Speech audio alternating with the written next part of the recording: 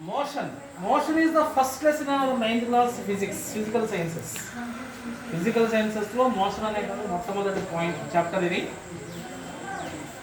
Anybody what is the meaning of motion, not definition. అసలు motion అనేటువంటి దాని meaning ఎవరు చెప్తారు? మూవింగ్. ఇంకా రైట్ చెప్పింది రైట్. ఇంకా ఎవరైనా చెప్తారు? మూవింగ్. ఇంకా ఏమైనా మీకు ఏమైనా డౌట్స్ ఉంటే దాంట్లో మీకు ఏదైనా మనసులో ఏదైనా ఉంటే మీ భావన ఏదో చెప్పండి. అని చెప్పింది అడిగా అనిపించింది మూవింగ్ అన్నాడు, రైటే.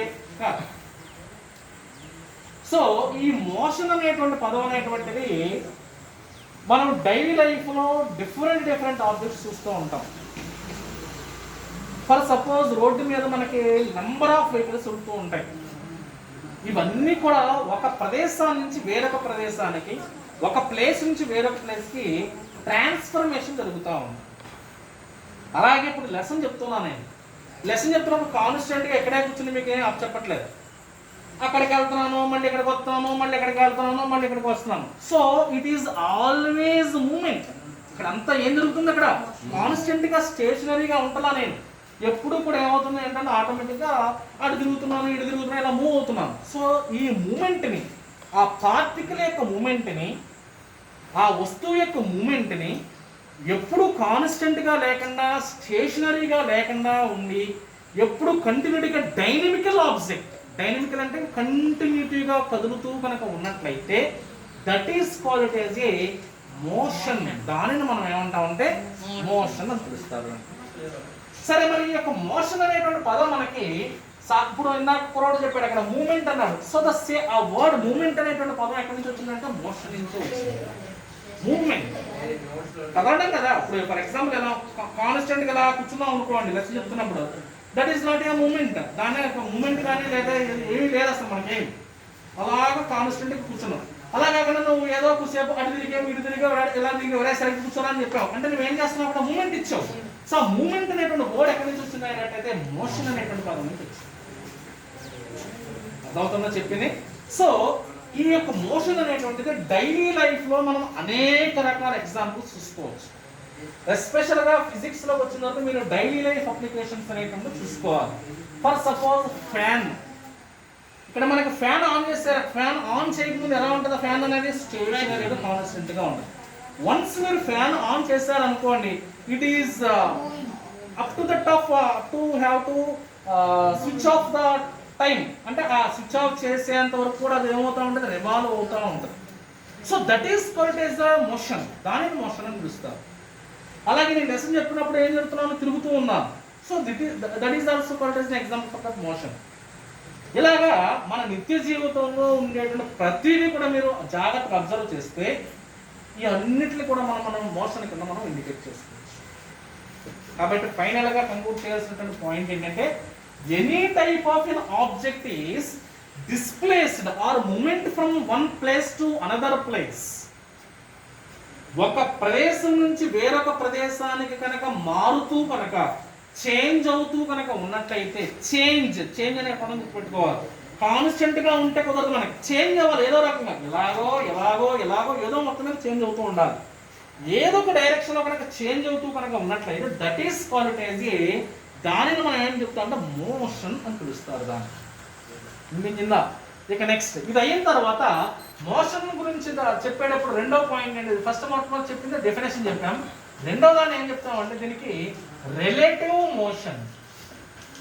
What is the meaning of relative? ఎవరు చెప్తారు? కొన్ని చట్టాలు ఏమని పిలుస్తామన్నా మనం? రిలేటివ్స్ అంటే వాట్ ఏంటి? రిలేటివ్స్ అంటే ఏంటి? మామూలుగా అమ్మ ఎవరమ్మా నేను దింపడానికి వచ్చిన ఎవరంటే ఏం చెప్తాను? మా రిలేటివ్స్ అంటే అంటాం. అవునా? ఒక స్పెసిఫిక్ పర్సన్ అవడం లేపి ఇప్పుడు నేను దింపడానికి వచ్చిన ఎవరయ్యా అన్నాం అనుకున్నా, వాళ్ళ పేరెంట్ అయితే పేరెంట్ అని చెప్తారు. పేరెంట్ కాకపోతే ఏం చెప్తారు? రిలేటివ్స్ అని చెప్తారు.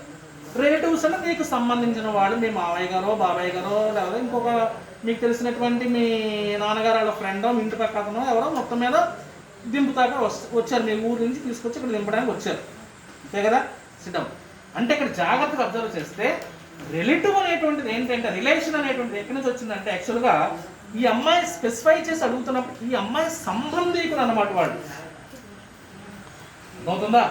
ఈ అమ్మాయి ఎవరో వాళ్ళ పెద్దనాన్నగారో లేకపోతే చిన్నాన్నగారో వీళ్ళ నాన్నగారు ఫ్రెండో లేకపోతే చుట్టుపక్కల ఎవరన్నా బాగా తెలిసిన రక్త బంధువులు ఎవరో ఉంటారు కదా, వాళ్ళు మొత్తం మీద ఆ ఇంటి స్కూల్కి పంపించడం కోసం ఆ అమ్మాయిని వెంట పెట్టి తీసుకొచ్చి ఇక్కడ డ్రాప్ చేశారు. అప్పుడు అమ్మాయి ఏమంటుంది, రిలేటివ్స్ అంటారు. అంటే ఈ అమ్మాయిని దృష్ట్యా చూస్తే వాళ్ళు వీళ్ళు ఏమవుతారనంటే వీళ్ళకి సంబంధికులు అన్నమాట. వాళ్ళకి మీకు సంబంధం లేదుగా, కేవలం ఏంటంటే ఈ ఏ అనేటువంటి అమ్మాయికి సంబంధించినటువంటి రిలేటివ్స్ అన్నమాట వీళ్ళంతా కూడా. సో దీన్ని మనం ఏమంటామంటే రిలేషన్. వాటిని మనం ఆ పదాన్ని మనం ఏమంటాం, సంబంధం అనే రిలేషన్ అని చూస్తారు.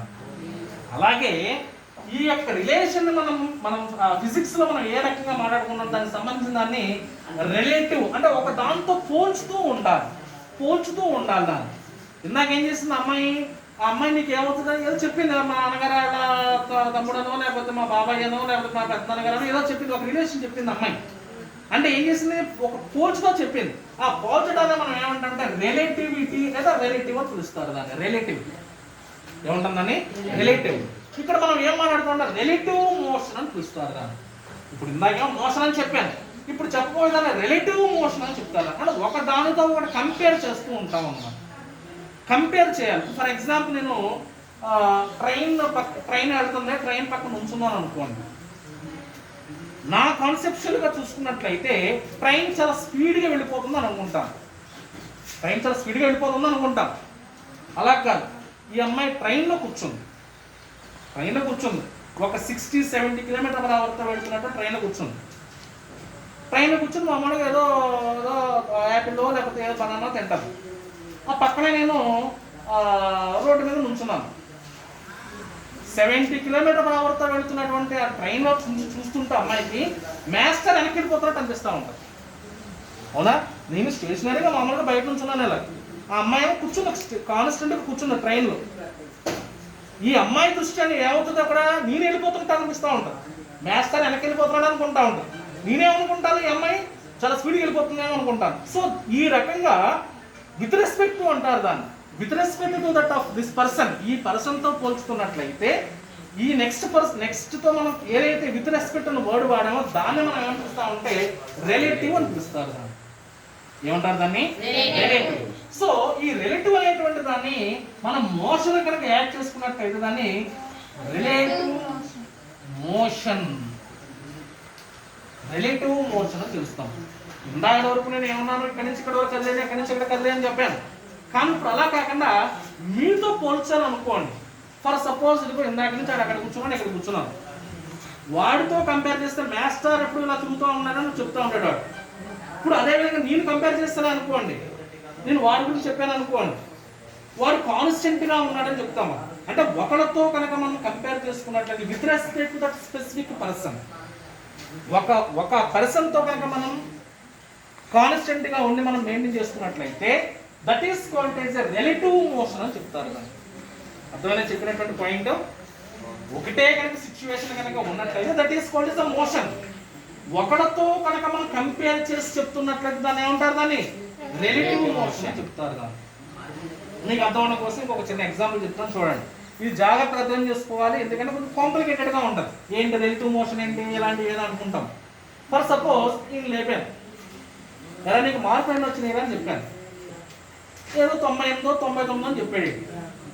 ఇప్పుడు అలా కాకుండా ఎవరో మ్యాథ్స్ సారో కృష్ణ సారో లేకపోతే కిషోర్ సారో వచ్చారు. వస్తే నేను ఏం చేశానంటే, సార్ ఇటు చాలా బాగా చదువుతాడు, క్లాస్ మొత్తం మీద హైయెస్ట్ మార్క్ వచ్చిందని చెప్పాను.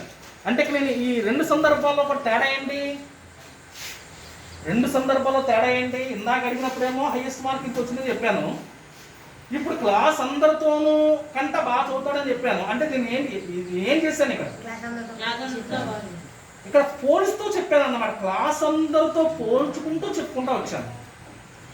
అర్థమైందా చెప్పినటువంటిది? So with respect to yourself, I mean మీ రిమైనింగ్ పర్సన్స్ అన్నమాట, మిగిలి ఉన్నటువంటి పర్సన్స్తో పోల్చుతూ కనుక ఉన్నట్లయితే అందరికంటే వీడు బాగా చదువుతాడు. లేదు హ్యాండ్ రైటింగ్ బాగుంది అనుకోండి. ఫర్ సపోజ్ వీడికి హ్యాండ్ రైటింగ్ బాగుంది, పక్కోడికి ఈ అమ్మాయి హ్యాండ్ రైటింగ్ బాగలేదు. సార్ ఈ అమ్మాయి కంటే ఆడు చాలా బాగా చదువుతాడండి, ఎందుకంటే వీళ్ళిద్దరితో పోలిస్తే వీడు ఇంకా బాగా చదువుతాడు. వీళ్ళిద్దరిలో ఈ అమ్మాయి కంటే హ్యాండ్ రైటింగ్ ఈ అబ్బాయిది చాలా బాగుంటుందండి అని చెప్పారు. With respect to that girl, ఆ అమ్మాయితో పోలిస్తే ఈ అబ్బాయి యొక్క హ్యాండ్ రైటింగ్ చాలా మంచిగా ఉంది. వీడికంటే చాలా మనం కేవలం ఆడతల గురించే మాట్లాడుతున్నాం. కాబట్టి మనం ఒకరితో కంపేర్ చేసి మాట్లాడుతూ కనుక ఉన్నట్లయితే దాన్ని మనం ఏంటంటే రిలేటివిటీ అని పిలుస్తారు. రిలేటివిటీ అని పిలుస్తారు. సో ఈ రకంగా మనం వాటిలో ఉండేటువంటి దాని యొక్క ఈ యొక్క రిలేటివ్నెస్ ని మనం డిఫరెంట్ డైరెక్షన్స్ ఒక్కొక్కటి ఒక్కొక్క రకమైనటువంటి డైరెక్షన్స్ లో మనం మాట్లాడుకోవడం జరుగుతుంది. వినిపించిందా? ఫర్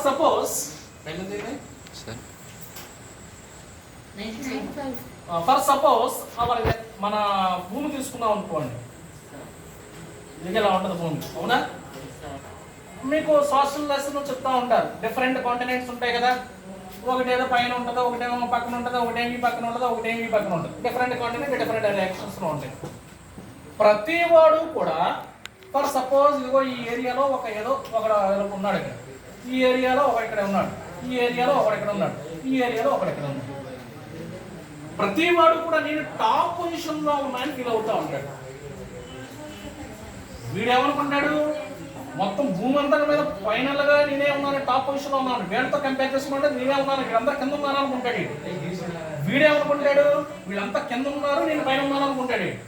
వీడేమనుకుంటాడు, వీళ్ళంతా కింద ఉన్నారు, నేను పైన ఉన్నాను అనుకుంటాడు. సర్ఫేస్ ఆఫ్ ద ఎర్త్ అన్నమాట. భూమి పైన నేను చెప్పేది, భూమి లోపల కాదని చెప్పేది. భూమి పైన ప్రతి వాడు కూడా వీళ్ళతో కంపేర్ చేసుకున్నట్లయితే టాప్ సర్ఫేస్ టాప్ పొజిషన్ లో ఉన్నారని చెప్తారు. అంటే మనం కంపేరింగ్ చేస్తూ మనం మాట్లాడుతున్నట్లయితే that is called is relativity. దాన్ని మనం ఏమని పిలుస్తాం, దాన్ని రిలేటివిటీ అని పిలుస్తాం. కాబట్టి మీరు ఈ రోజు చెప్పిన ముఖ్యమైన పాయింట్స్ ఏంటంటే మోషన్ ఒకటి, రిలేటివిటీ అనే రిలేటివ్ మోషన్ అనేటువంటి పదం.